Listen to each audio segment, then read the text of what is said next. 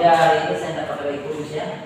Nggak mau saya sama mengalah saya. Hari ini kita kuliah materinya adalah subjek hukum. Subjek hukum.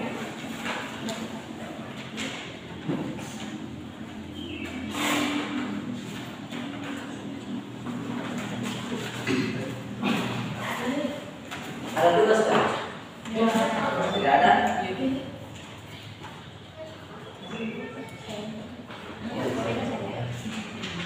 Jadi kita kuliahnya hari ini adalah subjek hukum. Sudah pernah dapat materi subjek hukum di semester 1 toh? Sudah? Sudah pernah? Masih ingat subjek hukum di semester 1? Sudah toh? Masa belum pernah? Mana posisinya coba saya tanya dulu. Semester 10 itu sampai nanti pelajaran semester 1. Akila selesai. Oh itu kan tidak umum ya. Jadi saya namanya. Tapi yang masih ingat pengertian subjek hukum, coba tulis. Apa itu subjek hukum?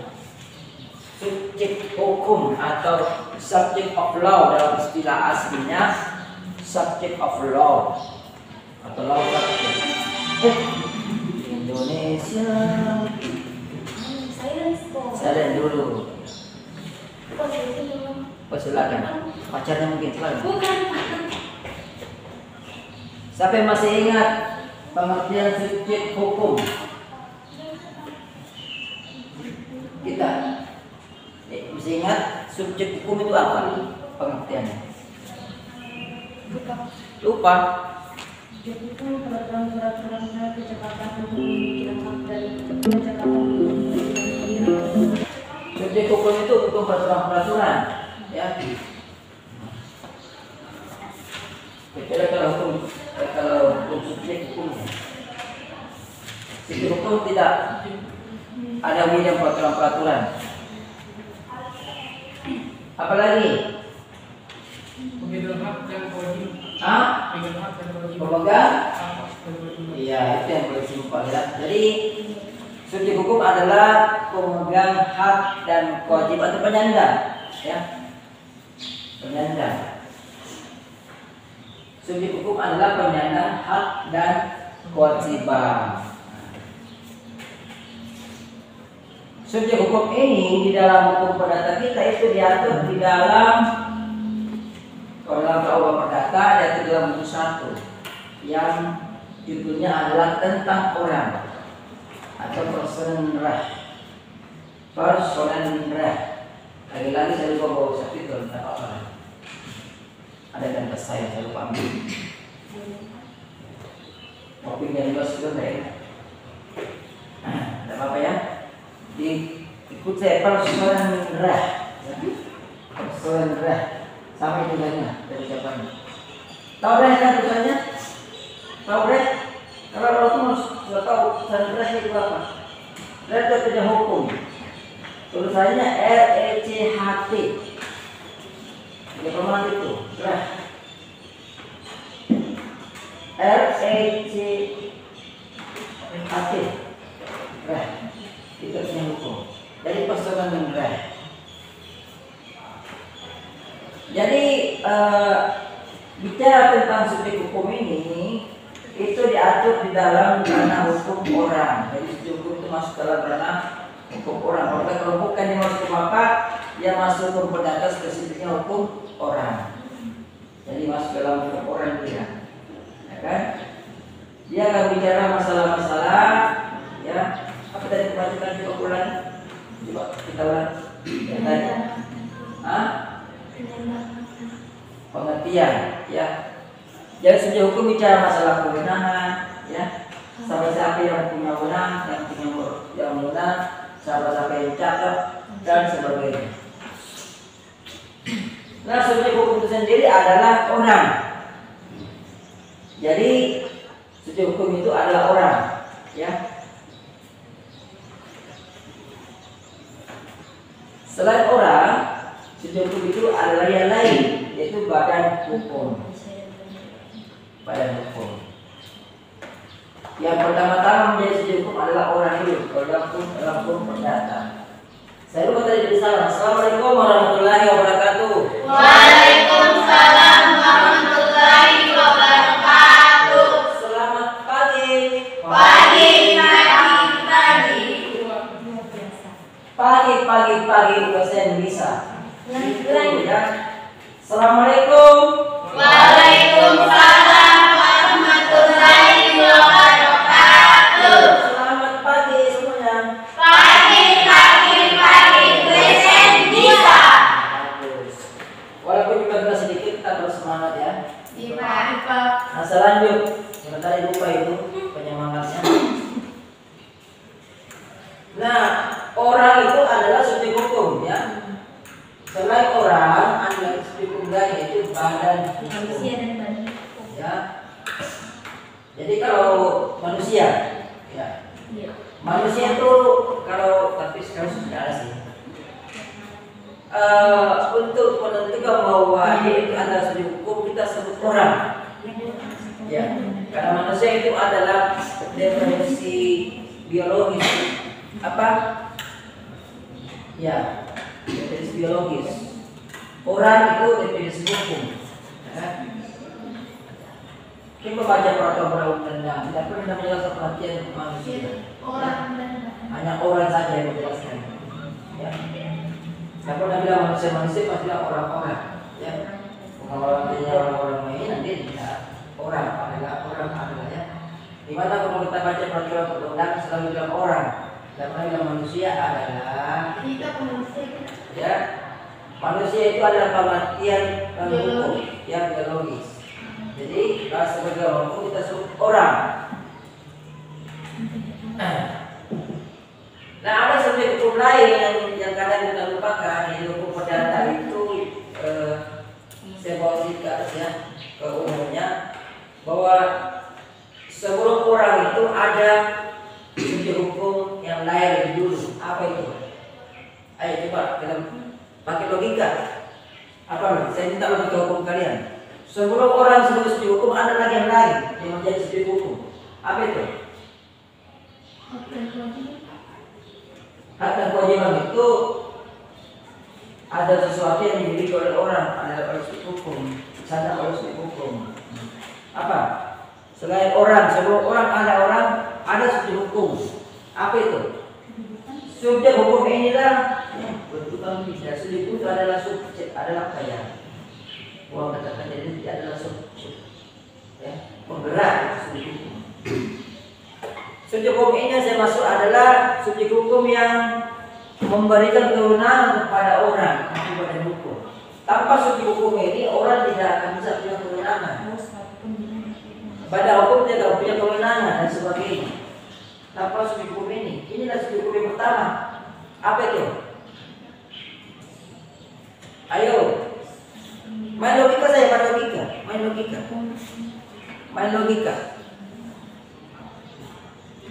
Ayo, bermain logika apa itu?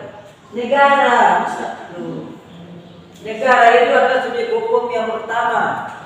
Dia ada subjek hukum yang original. Itu siapa ini? Tadi? Itu ini.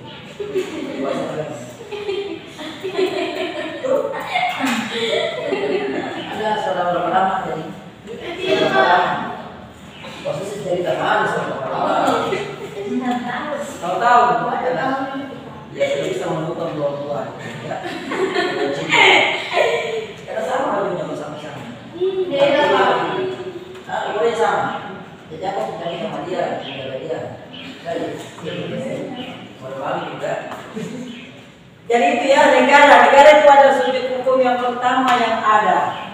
tanpa negara orang ataupun pada hukum tidak mungkin jadi subjek hukum. Ya, karena negara lah yang menentukan orang sebagai subjek hukum. Begitupun yang pada negara yang memberikan kewenangan kepada orang untuk menyandang sebagai subjek hukum. Negara yang memberikan hak dan kewajiban kepada orang sehingga dia dikategorikan sebagai penyandang hak dan kewajiban. Coba kita pikir, tanpa negara, kira-kira bisa tidak ada undang-undang? Kira-kira bisa tidak ada hukum? Tidak. Tanpa negara hukum tidak akan ada, ya kan? Karena memang salah satu persyaratan yang ada hukum, ada negara dulu. Karena kita kadang-kadang hukum positif itu pengertiannya. Hukum positif adalah apa? Masih ingat hukum positif pengertiannya? Hukum positif adalah hukum yang berlaku di daerah tertentu. Kata daerah itu menunjuk pada negara, ya, negara tertentu atau negara tertentu, ya, berlaku di wilayah tertentu, berlaku di masyarakat tertentu dan berlaku di waktu tertentu. Kalau ada hukum harus ada negaranya dulu, ya, atau wilayahnya baru ada hukum, ada masyarakatnya, ya. Harus ada waktu yang berjalan. Kalau waktu berhenti mana mungkin ada hukum, ya kan? Kalau waktu berhenti tidak mungkin ada hukum. Waktu terus berjalan sekarang. Itu. Jadi yang perlu kita pahami jangan karena mentang-mentang kita jalan seribu negara sebagai subjek hukum dan lupa bahwa ada negara sebagai subjek hukum. Negara ini yang membagi, ya, yang memberikan kewenangan kepada orang dan badan hukum yang menetapkan. Ingat. Siapa pembentuk undang-undang? Siapa? Yolah, masa aku tidak tahu. Siapa yang punya kewenangan untuk membentuk undang-undang di dalam negara kita?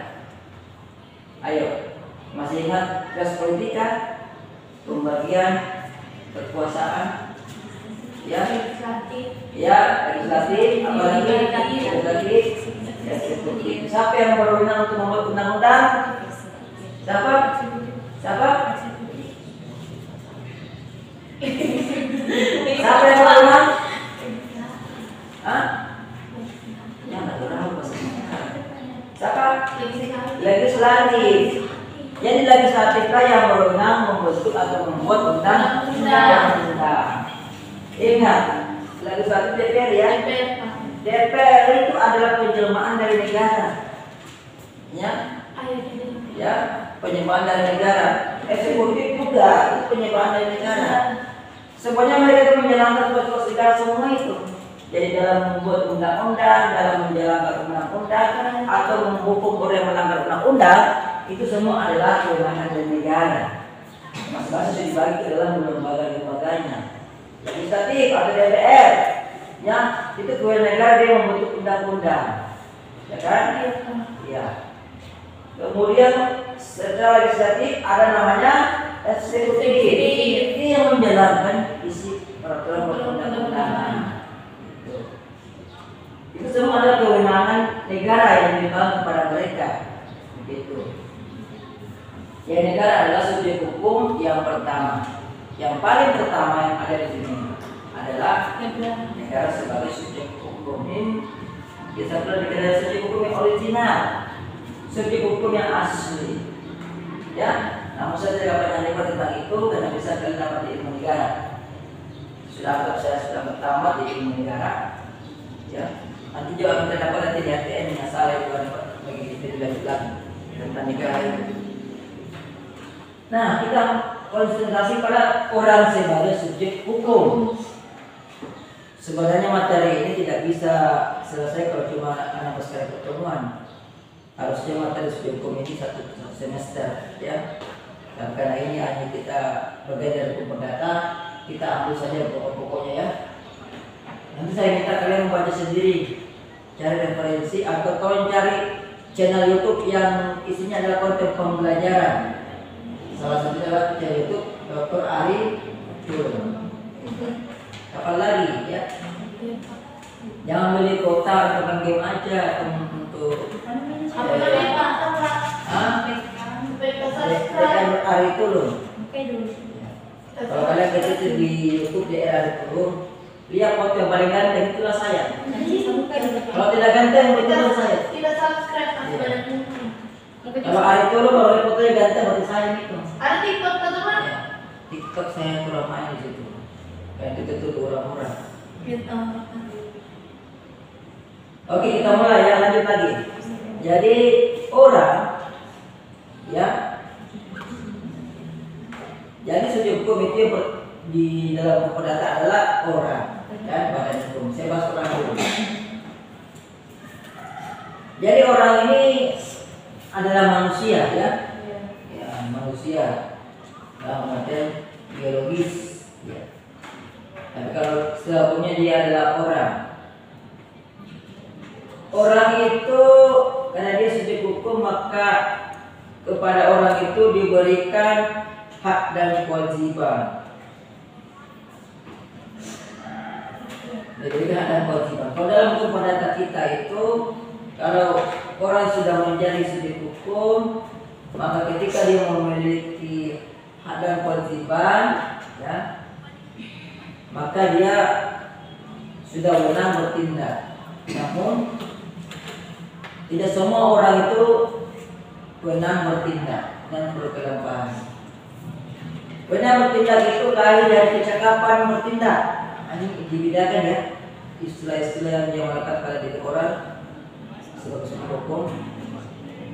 Ada pelekatan istilah hukum pada diri orang, yaitu ada istilah kita kenal istilah cakap bertindak dan wewenang bertindak.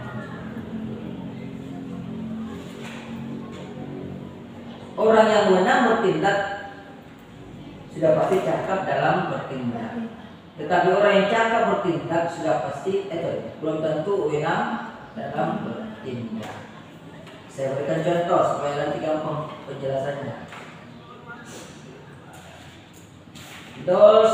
Anggaplah dosen hukum, tentunya Anda dosen hukum. Dosen hukum itu latar belakang pendidikannya adalah pendidikan S1 dan S2 hukum. Kalau kita sudah pernah ikut kuliah S1 S2 hukum, maka tentu dia akan menguasai, memahami seluk-beluk tentang hukum. Karena dia sudah memahami, maka semua dosen di fakultas hukum itu cakap untuk mengajarkan mata kuliah yang berkaitan dengan hukum. Betul tidak? Betul. Kan karena ada dasarnya sehingga cakap dia. Tapi walaupun dia semuanya cakap melakukan atau mengajarkan atau menyampaikan mata kuliah hukum, mereka belum tentu semuanya wewenang untuk mengajarkan mata kuliah hukum tertentu. Misalnya contohnya hukum perdata. Hukum perdata di semester ini di kelas C, kelas C ya. Kelas C yang wewenang bertindak untuk mengajari kalian hukum perdata hanya Dr. Ali Tulung yang paling ganteng. Iya. Yang bilang tidak ganteng saya tidak kasih tidak lulus. Ganteng Pak YouTube tak kita beli. Hah? Profil tak. Itu sudah itu. Saya ganteng tuh.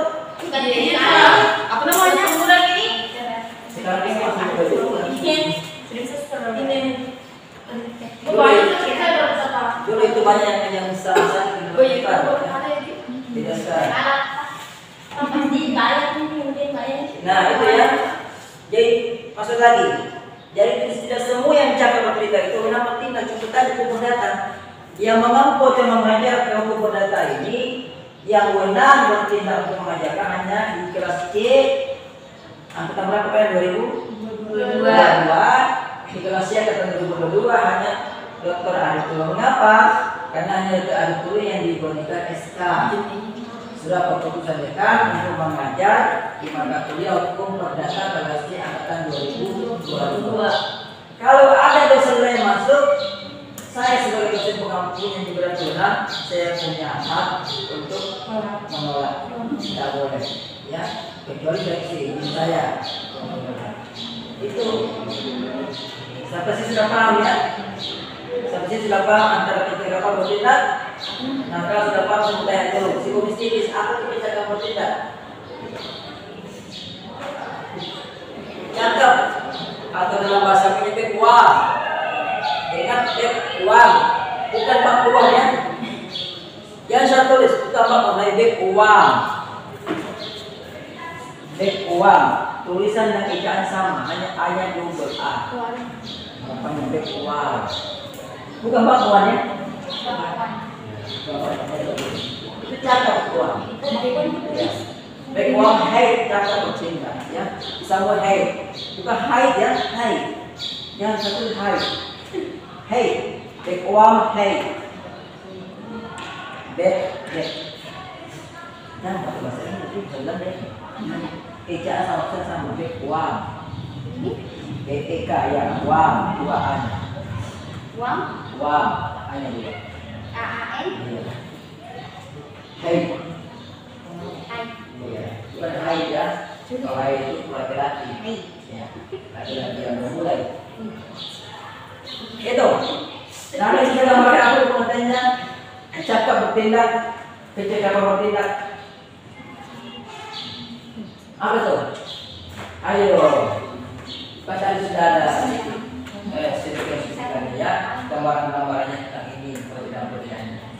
Ingat orang cakap bertindak, dia belum tentu wenang bertindak. Tapi orang sudah wenang bertindak pasti cakap bertindak. Cakap ini bukan yang tidak cakap, ya, yang masuk ke sini. Cakap itu berarti ganda, yang salah ya. Jadi cakap bertindak berarti orang ganda dan orang ganda bertindak ada. Mantap, cakapnya dia betapa bukan. Cakap dia mampu, dia cakap, dia mampu melakukan perbuatan. Ya. Nah, itu salah satu penyebabnya. Yang pengertian. Jadi cakap bertindak di sini adalah subjek hukum yang memiliki kemampuan untuk bertindak dalam perbuatan-perbuatan secara umum. Dalam perbuatan-perbuatan secara umum. Artinya semua perbuatan hukum. Dalam perbuatan hukum secara umum. Baik dalam saya ini mengajari, saya melakukan perbuatan hukum apa tidak ya? Saya mengajar kalian ini dapat kalian bicara ini kuat-kuat ini jatuh-jatuh, ya. Ini saya lagi melakukan perbuatan hukum atau bukan? Atau tidak? Saya melakukan perbuatan hukum. Jadi mengajar itu adalah salah satu perbuatan hukum. Kalian itu dari perjanjian. Ingat, kartu rencana studi yang kalian buat itu adalah dokumen perjanjian. Iya, KRS itu perjanjian. Kalian ketika mencinta mata kuliah hukum perdata, mata pengampu atau itu cinta. Ya, ditandatangani oleh kalian setujui, kemudian disetujui oleh si akademi. Berarti kalian mengikatkan diri, ya, masuk ke dalam perjanjian itu. Kalian mengikatkan diri bahwa kalian setuju diajar oleh dokter ahli. Ya, kebetulan saya dokter cuma satu, ya, kebetulan, ya. Ya lain sedang menempuh, ya. Doakan supaya nanti tahun 2024 sudah ada satu dari S3. Iya. S3. Bukan S3. Kalau di PBS saya kurang memang. Tapi dua saya masih. Berapa tahun kita dari sana? S1 saya termasuk orang lambat kuliah sih. Ya. Saya baru selesai S3 ini tahun 2017. Baru terasa baru kemarin saya rasa. 5 tahun. Di mana? Di UNS. Di negeri Semarang. Bukan. UNS. Masa nggak tahu UNS? Itu ada di putusan MK itu.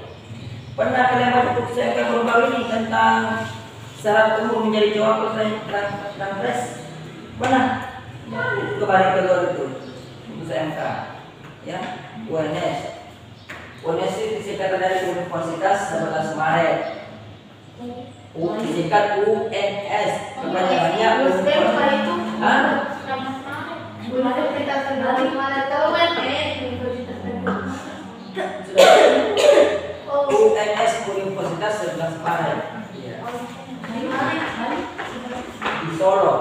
Ya. Solo. Kamunya Pak Jokowi. S2 apa lagi? Alhamdulillah 4 tahun. Iya, karena kalau lebih dari itu saya sampai lagi bayar. Beasiswa. Lama nih Pak kalau S3 Kalau S2 Ini kita mau bicara soal itu atau bicara kuliah ini? Oh, kuliah Apa ya? Ini motivasi saja ya. Siapa tahu mau itu S3 Pak. Amin. Amin. Jadi kalau selesai kuliah ini S1 cepat-cepat lagi selesai. Pas selesai ambil S2 aja kayak saya. S2 berapa tahun? S2 saya sudah saya semester 5. Karena beasiswa juga tidak beasiswa. Ya. Seperti kita berpakti dulu S1 baru kita masuk. Hah? Ya. Kalau sudah ke S1 kita dulu. S1 saya mau nganggur. Ini sejarah perjalanan. S1 saya itu saya selesai tahun 2004. Kemudian saya langsung kerja. Tahu saya kerja di mana? Saya kerja sebagai pembawa barang. Saya sales dulu. Iya, pernah lihat itu top post yang bawah sampingnya. Nah, saya kayak begitu sih. Saya bawa rokok, bawa gula-gula, ya, bawa roti, semua saya bawa. Ya, yang saya kerja di perusahaan saat itu. Ya, kemudian 2004 sampai 2006. 2006 baru saya ambil S2. S2 ya kamu menganggur 2 tahun datang dari Santa. Dan waktunya 2 tahun saya ambil 2006 S2 di UGM. Ya, bagaimana? 2008 saya selesai. Jadi 2006 2008 saya kuliah itu lebih sedikit per semester. Dan saya kerja konvoy. Jadi masuk di sini tahun 2009 tahun 2011 saya kawin, 2013 saya lagi S3 di Solo. 2013 tahun saya dapat dokter. Jadi ini saran buat kalian kalau mau itu bagus sekali, mau bagus keilmuannya, selesai satu ambil S2 ya, bagi mudah uang. Minimal berapa itu kalau S2? S2 itu ya sekarang itu udah sampai 10 juta. Sudah biasa Ya. Dapat beasiswa, kejar beasiswa. Jadi Saya bisa dapat beasiswa ongoing, cuma saya ongoing. Saya ambil, saya daftar di salah satu kuliah swasta di Makassar. Lepas itu, karena saya tidak terikat dengan masuk di sini. Ya itu ya. Itu hanya sekedar penyemangat saja, yang motivasi. Ya. Atau yang pokoknya kalau mau kawin saja lah. Semakin lupa. Kawin saja karena semuanya ini antara kuliah dan kawin sebutnya lebih nak kawin. Ya. Kalau kalian kawin di usia tua, nanti anak sedikit. Kalau ada anak, tidak. Kalian punya jadi tidak selagi anak. Enak kok kalau iklan kawin. Ya. Jadi kawin saya terus sambil boleh kawin sambil kuliah. Ya. Jangan. Ini wajib-wajib kalau pertama mau kawin semua kayak ini. Semakin berkali. Kalau ini masih malam di dua ini. Ya. Lagi juga di Jawa ya. Ya bagus itu. Yang di sini. Ya. Gitu. Oke, jadi kita lanjut. Jadi tadi sudah jelas bicara umur tidak ya.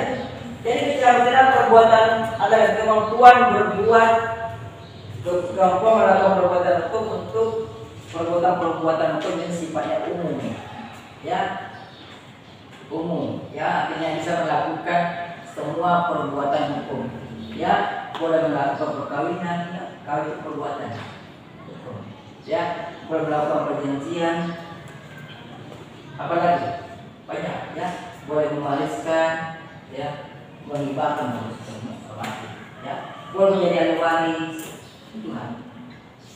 Itu semua adalah perbuatan-perbuatan. Boleh membuat KTP, membuat KTP itu salah satu perbuatan, membuat SIM salah satu perbuatan, ya. Itu. Tetapi kalau sudah bicara masalah kewenangan lah, itu dulu stop. Memang secara umum dia kompeten, dia punya kemampuan untuk melakukan perbuatan hukum secara umum. Ya. Dinyatakan oleh semua subjek hukum, semua orang, termasuk dalam ini juga itu mampu melakukan perbuatan hukum. Tapi kalau sudah bicara kewenangan, stop dulu, hati-hati, sudah dulu. Ada nggak hal yang membuat dia punya kewenangan? Kita lihat, ya. Misalnya setiap orang itu punya kemampuan punya kecakapan bertindak untuk melakukan jual beli misalnya, untuk melakukan pembayaran misalnya. Siapa saja punya kecakapan bertindak untuk melakukan pembayaran utang, ya. Tetapi kalau sudah bicara masalah kewenangan, contoh kecil yang boleh melakukan pembayaran utang hanyalah orang yang terikat perjanjian dengan orang tertentu. Misalnya kalau antara A dan si B melakukan perjanjian jual beli, maka anggaplah si A ini membeli, si B menjual. Si A itu dia memang bertindak untuk meminta barang dari si B, dia pembeli, ya kan? Dia menang, anak istri minta, ya.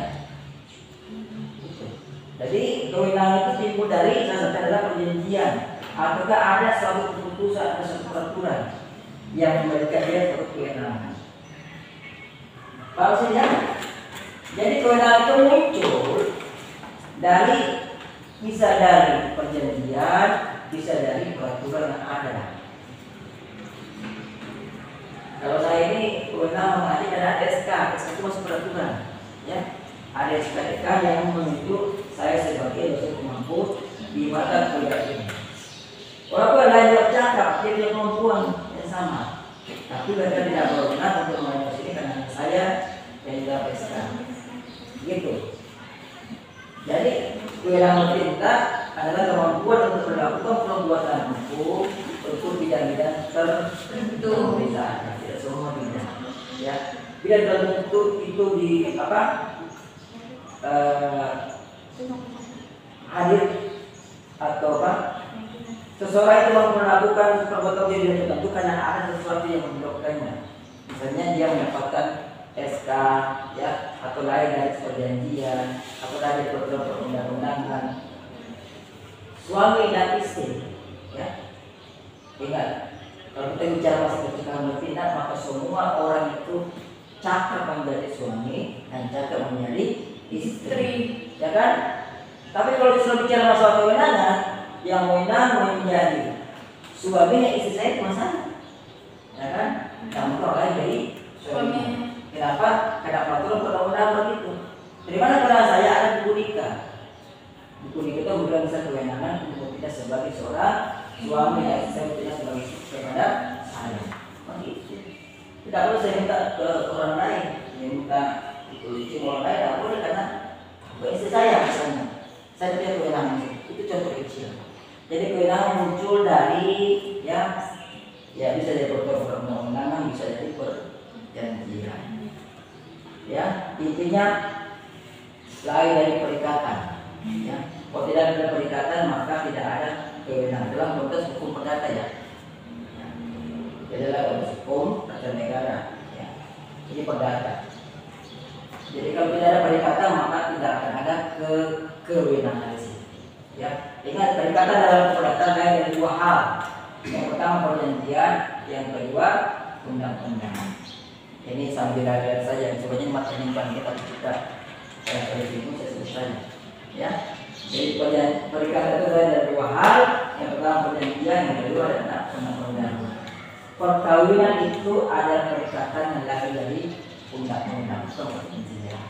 Orang mau kawin dari perjanjian, itu tapi tidak sekali, ya.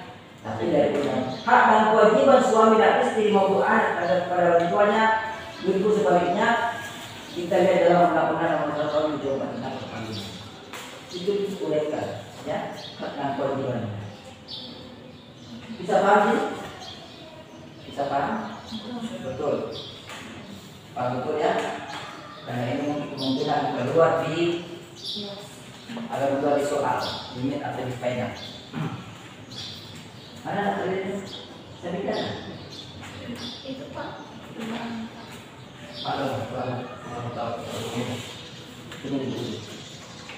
Silakan diisi, ya.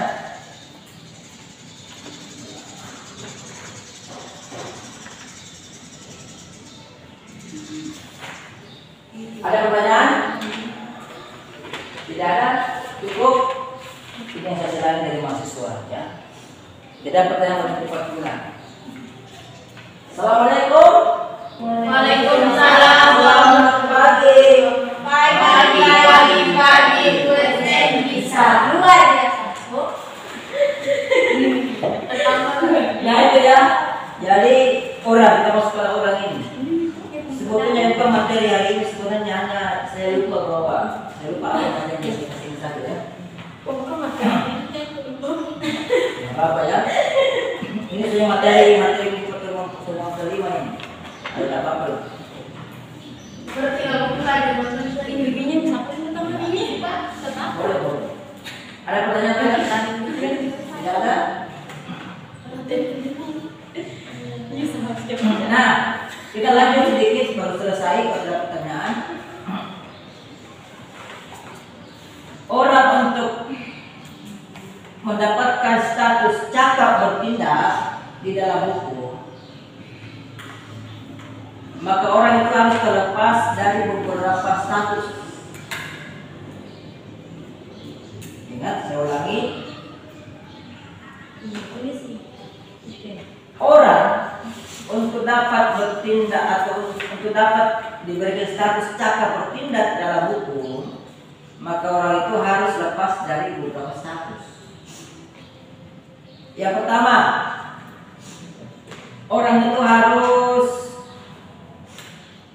bukan kategori anak atau statusnya bukan sebagai anak. Anak di sini bukan berarti punya orang tua ya. Ini anak-anak dalam pengertian hukum, bukan anak dalam pengertian umum. Yang kedua, orang tersebut tidak berada di bawah perwalian. Jadi kalau mau memiliki kejahatan bertindak, maka orang itu tidak boleh berada di bawah perwalian.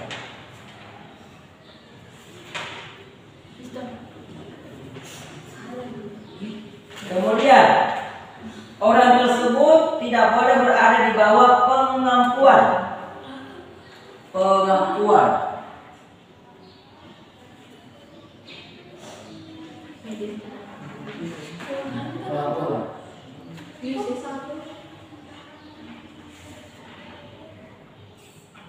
Kemudian orang tersebut kalau dia seorang perempuan untuk cakap bertindak, maka dia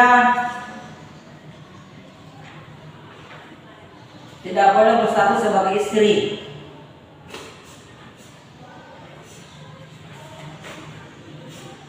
Jadi kalau dia perempuan atau sudah tua, ya, sudah punya banyak anak, dan kalau dia sebagai istri maka dia tidak cakap bertindak.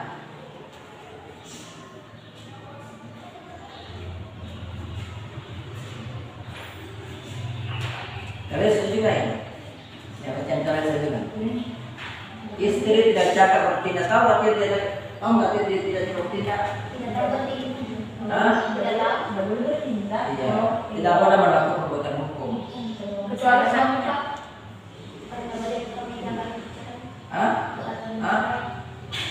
Astaga. Ini belum kali saya.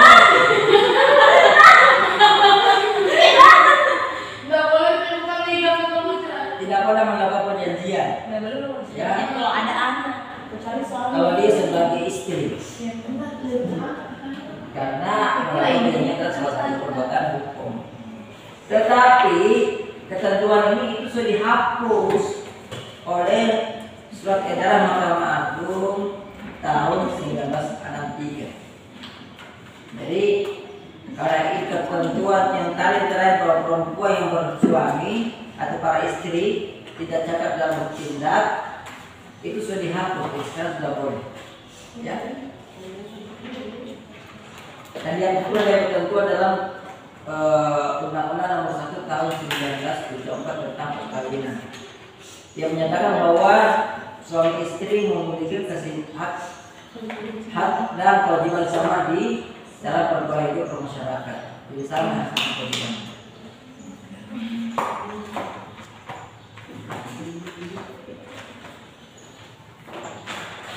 Nah kita masuk satu-satu. Coba satu orang ketik di Google pasal 1330 KUH Perdata. Saya takut nanti salah ingat. Pasal 1330 KUH Perdata.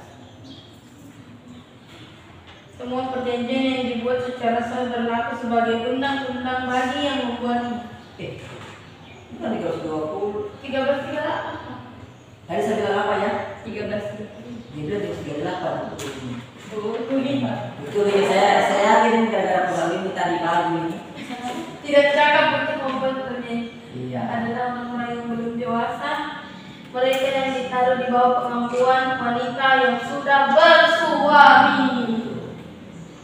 Dari dasar hukum dari orang yang tidak boleh melakukan perbuatan hukum, di situ dibilang tidak boleh diajarkan melakukan apa perjanjian. Itu kita terjemahkan ke lebih jauh ke atas menjadi perbuatan hukum. Jadi kalau para ahli hukum pasal itu diterjemahkan yang begini, tidak boleh melakukan perbuatan hukum adalah karena perjanjian itu adalah salah satu dari perbuatan hukum. Kalau tidak boleh melakukan perjanjian berarti sama tidak boleh melakukan perbuatan hukum. Itu cara menginterpretasi hukumnya. Ya. Ada yang masuk terlambat? Enggak. Oh, sekarang. Jadi itu pasalnya pasal 1330 KUH Perdata. Dasar seseorang tidak boleh melakukan perbuatan hukum. Yang pertama adalah anak, ya, anak. Yang kedua adalah yang belum dewasa. Sama kok masih mana deh? Yang pertama anak, ya. Yang kedua mereka ditahan bawa peralihan ke pengampuan. Yang ketiga perempuan yang sudah kawin. Tapi perempuan sudah kawin sudah dihapus. Ya. Sekarang itu sudah boleh melakukan perbuatan hukum karena dianggap memiliki hak dan kewajiban yang seimbang di dalam perkawinan permasalahan. Ada dalam undang-undang perkawinan. Silakan kita sendiri pasalnya ya. Saya tidak hafal pasalnya. Nah kita masuk anak. Apa itu anak dalam hukum kita? Selain pertanyaan om.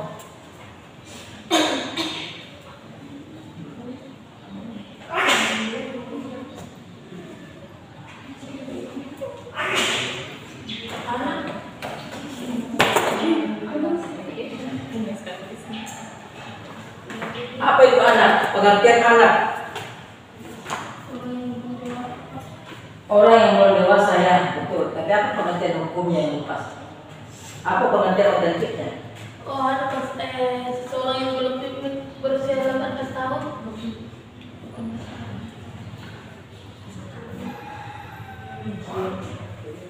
Melihat pengertian anak, kita lihat dalam pembahasan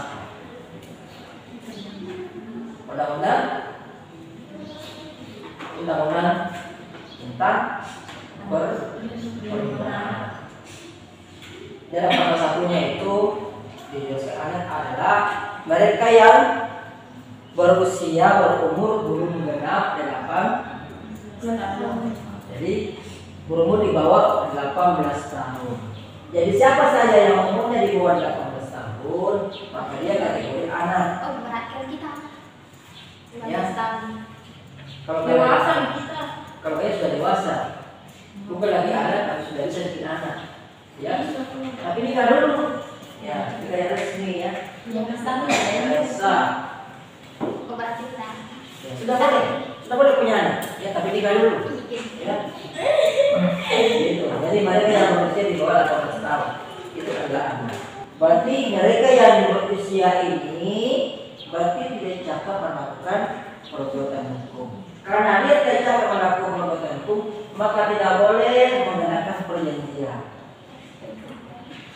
Tidak boleh jual beli, ya. Tidak boleh pinjam minjam, ya. Pinjol itu Apa saja, tidak boleh. kita boleh katanya menjual Pak? Hah? Menjual. Tidak boleh, ya. Iya. Menjual itu kan salah satu perbuatan hukum, ya kan? Menjual mana? Hah? Menjual apa saja? Kenapa Pak? Sebenarnya nggak boleh Boleh sebelum cakap, ya. Berarti ada nih Pak. Ya. Ada itu. Soalnya biasanya juga menjual. Punya nasi kuning. Jadi kalau kamu sendiri menjual itu, kalau kamu sendiri pernah jual rumahmu, Berarti ada pasarnya. kalau sendiri kamu pernah jual rumahmu, setelah kamu dewasa itu bisa kamu kembali itu. Yang lain ketika kamu jual kamu dewasa, bisa. Boleh dibatalkan. Jadi kalau mulai sekarang mau kalah-kalah, kalau ada pernah kamu bisa itu menjual rumah. Ya? Tunggu saja dia umur 25 tahun setelah Uangnya kamu yang beli Pak. untuk kembali ke pembelinya, ya kembali rumah. Tapi kayaknya Uangnya Pak. Mantap, kayaknya semua tidak ada kalau siapa tuh? ya, itu peraturan. Oh, sama surah deh itu juga deh. Iya, silakan di rumah tidak jual. Kalau diusir, kalau mau sih. Begitu. Dari anak dia tidak cakap melakukan perbuatan termasuk perjanjian. Tapi kalau orang bodoh-bodoh juga beli Mak. Kemudian mereka ditaruh di bawah peralihan atau pemangkuan. Ya, tahu peralihan? Apa itu peralihan? Iya. Jadi peroleh kepada lembaga yang mewadahi anak ya, kalau orang belum dewasa ya, yang mewadahi anak dalam melakukan perbuatan hukum. Pak, berarti kalau masih sama Pak, bisa dilapor perlindungan anak. Kalau kelihatan juga. Saya juga punya anak. Oh, perlindungan.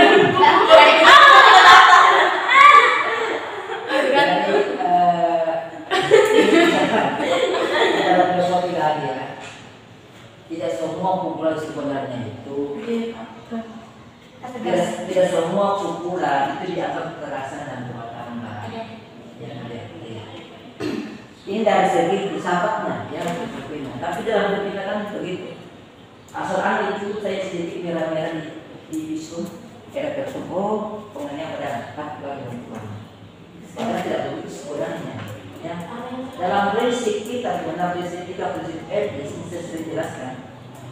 Jadi kalau dikatakan itu punya etika, kalau dia masuk dalam tiga prinsip ini, prinsip yang paling rendah adalah prinsip etis deontologis. Prinsip ini menyatakan bahwa sesuatu dianggap memiliki etika, etis, kalau dia menggunakan isi peraturan apa adanya. Ya. Tadi berdasarkan perbuatan, kalau cubit anak pahanya sampai di pengadilan, dibawa polisi tangkap, itu dia menegakkan sesuatu. Ini kesadaran yang bagi saya, ya, ini kesadaran yang paling rendah, ya kan? Dia langsungnya saja tanpa menusuk kebenaran ada apa di belakang. Ya. Itu kan ada namanya kita mendidik anak, sekarang yang hukuman, jadi cubit tanpa anak masalah, ya itu tidak masalah. Jadi ada patah, kalau patah terlalu, ya. Bisa patah. Kalau cuma dijauh sampai merah, masih ya Dibungkus sedikit Pak. dari itu pahanya sampai merah. Tapi kalau dibantu, Ya kan? Dibanting ke sana Pak. Itu bahaya. Itu Pak kalau diusirnya kan kita di atas. Ya. ya setangkap ya. Kalau dia itu tidak masalah, tinggi orang itu. Itu obat. Mana di bawah umur 3 tahun. Ya dibantu mana dikasih ada pilihan staf. Tidak Pak. Nah, tapi kan kakinya baru di bawah kepalanya. Itu betul gitu. Ada tentang kaki. Bagus itu. Ada pasal. Asal jangan dijatuhkan. Ya, menjatuhkan di bawah kepala. Ya. Intinya kalau menghukum anak itu jangan pada area yang berbahaya, ya, yang pada area yang berbahaya. Jadi bisa mengutuk kelihatannya bahaya. Tapi sekarang kalau kita begitu, orang polisi itu sedikit orang melapor, ya, tanpa orang tua. Padahal tidak seperti seharusnya, ya. Nah, prinsip etis yang ketiga, prinsip etis, teori ini prinsipnya tentang bahwa seseorang dianggap beretika, punya etika dalam hukum itu kalau dia menerapkan hukum berdasarkan tujuan hukum, berdasarkan apa yang baik, ya, apa yang baik, tujuan hukumnya. Nah, sama tadi hukum itu dibuatkan tujuannya. Sama kita menilai tujuannya, kalau kita menyimpan dari bahasa hukumnya, boleh saja sebenarnya. Tapi banyak sekali penegak hukum tidak mau seperti itu. Tapi juga pernah, ya. Makanya banyak sekali orang berhukum itu, ya, secara berhukum secara tingkat dasar. Berhukum secara artifisial sebenarnya. Berhukum secara artifisial berarti dia hanya menegakkan hukum berdasarkan tekstual saja. Dia hanya menegakkan hukum berdasarkan tekstual saja tanpa melihat lebih dalam secara asasnya, secara prinsip.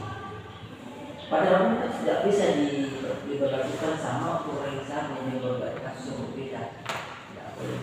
Coba lihat di pengadilan sana. Ada orang mencuri, yang satu 25 tahun, yang satu 3 tahun, kan? 1 2 tahun. Kenapa? Karena itu bukti bahwa memang satu peraturan dipakai, orangnya yang sama, orangnya sama-sama melakukan perbuatan yang sama, tapi yang berbeda. Tapi ada sesuatu yang berbeda juga, sehingga boleh dihukum. Ada yang 5 tahun, ada yang terus maksimal, ada tengah-tengah, ada paling bawah. Dengan itu bagaimana? Tapi ini kalau bicara begini kayaknya bicara dongeng, ya. Bicara dongeng. Apalagi pengacara itu. Pengacara tidak ada yang terlalu seperti itu, tidak begitu. Ya. Jadi pengacara selalu melihat norma-norma. Udah sekarang masuk sekian bla bla bla bla bla bla. Dia berarti tidak berusaha menginterpretasi hukum melalui asas. Itu yang keluar dari kita. Dan saya kira ini hanya ada di tempat dia saja. Ya, S3 saja. Kalau satu kalian masih mengerti apa isi undang-undang itu saya tulisnya. Tapi tidak betul. Ya, jadi prinsip ada situ ketika-ketikanya dipadukan. Kita harus pandai melihat kapan kita terapkan itu etis deontologis. Kita harus pandai melihat kapan kita terapkan prinsip etis deontologis dan kapan kita terapkan prinsip etis kontekstual. Pandai-pandainya kita. Asal jangan bermain kepentingan. Ya, jangan bermain kepentingan. Kalian baca putusan baru Mahkamah Konstitusi yang dibuka itu adalah salah satu pasal dalam Undang-Undang Pemilu yang bertentangan dengan dasar yang mengatakan bahwa umur seseorang untuk menjadi wapres pemimpin wapres haruslah minimal 40 tahun. Itu digugat, ya. Dan MK memutuskan bahwa tetap 40 tahun menjadi syarat wapres dan diwapres kecuali ada pengecualiannya. Kecuali orang itu, si calon itu sedang menduduki atau pernah menduduki jabatan kepala daerah, jabatan yang berlangsung melalui pemilihan umum sebagai kepala daerah, ya. Dibolehkan. Nah ini menurut saya tafsiran seperti ini itu sudah ditafsir untuk kepentingan. Mungkin ada beberapa oknum yang mau menjadi calon presiden, mau calon wakil presiden yang umurnya berusaha 40 tahun. Ya, tetapi karena dia mungkin sedang pernah menjabat sebagai bupati atau sebagai apakah, ya, sebagai gubernur kan, sehingga ini MK membuat pengecualian. Padahal sebenarnya MK tidak boleh membuat nama baru. MK itu hanya menguji apakah undang-undang ini bertentangan dengan undang-undang dasar. Kalau bertentangan dengan undang-undang dasar, maka dia batal itu pasal. Tidak membuat nama baru. Kalau tidak bertentangan, maka dia buat itu pasal. Selesai. Jadi kunci Mahkamah Konstitusi adalah sebagai legislator negatif. Yang legislator bukan konstitusi legislator. Sekarang ini sudah menjadi konstitusi legislator. Dia sudah membuat undang-undang, sudah membuat peraturan baru. Itu karena kenapa? Karena setiap putusan-putusannya sudah disusupi oleh kepentingan golongan. Ini bahayanya. Jadi kalau kalian menjadi salah satu anggota dewan di pusat, kepentingan itu harus kepentingan pribadi. Kalau itu harus dikeluarkan. Ya ada kepentingan umum. Ya. Tapi lagi-lagi kalau bicara seperti ini bicara dongeng. Hampir tidak ada orang yang bisa memisahkan mana kepentingan golongannya dan mana kepentingan umum. Biar orang tidak pernah memisahkan. Itu harus dipisahkan, ya. Oke. Jadi ada pertanyaan lagi? Kalau misalnya kata itu ada kan wali. Iya. Kalau gimana kan? Tapi kalau yang berumur terus lebih kesalahannya. Stop. Ini akan penggunaan anak di bawah umur. Anak saya. Anak kan? Tidak ada istilah anak di bawah umur dalam hukum. Anak kan mungkin kesalahan atau bukan seperti pembunuhan itu. Yang dihukumi siapa? Jangan punya agama bukan cuma ada bantuannya atau walinya. Itu kan sesengat dari Nggak boleh. Yang dihukum adalah yang melakukan perbuatan. Yang tidak ada pengaruh hukum kepada orang lain. Siapa yang berbuat dia dihukum. Bukan anak-anak itu kan? Ya. Kan ada senjata-senjata. Anak apakah anda boleh dihukum? Boleh. Anak boleh dihukum kalau melakukan tindak pidana anak yang dihukum. Hanya hukumannya karena berbeda. Ya kan? Hukumannya dipisahkan dengan orang dewasa. Ya. Cara mengambilnya juga kalau dalam ini seperti waktu kita hakim tidak menggunakan barang bukti biasa dan menguntungkan dari bukti biasa. Ya, gitu. Nanti hukum itu mati dihukum. Ya. Atau orang dihukum dengan cara di titik di lembaga sosial. Ya, di masyarakat. Hanya di desa pun belum ada. Hancur tuh sampai orang. Ya, apa? Meninggal itu orang baru untuk begitu. Namanya anak itu dalam hukum, khususnya hukum pidana itu menganggap anak ya sebagai subjek yang belum mampu menyadari atau mengisahkan perbuatannya. Sehingga kalau dia melakukan perbuatan yang merugikan orang lain, maka bukan anak yang dihukum. Itu bukan kesalahan anak. Bukan kesalahan siapa? Kesalahan si orang mungkin. Terus tidak kesamaan ini. Mungkin itu tidak berbeda. Makanya dalam lanjut lagi, nah membahas tentang anak, kriteria anak, kalau kita lihat dalam undang-undang, dia hanya melihat kepada umur. Ini hal yang sangat menarik, yang dari dulu sampai sekarang masih diperdebatkan. Apakah umur itu adalah satu-satunya ukuran kedewasaan? Kita lihat. Apakah betul umur hanyalah salah satu-satunya ukuran kedewasaan atau hanya salah satu? Ini beda kalau kita lihat. Apakah satu-satunya ukuran kedewasaan atau hanya salah satu? Dalam undang-undang tentang jabatan notaris, ya, itu dijelaskan ada satu pasal yang begini. Seseorang boleh menghadap ke notaris, ya, apabila satu telah berumur ya sekian.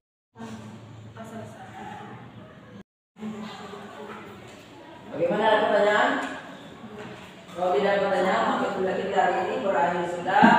Sampai ketemu pada minggu berikutnya. Wassalamualaikum warahmatullahi wabarakatuh. Waalaikumsalam.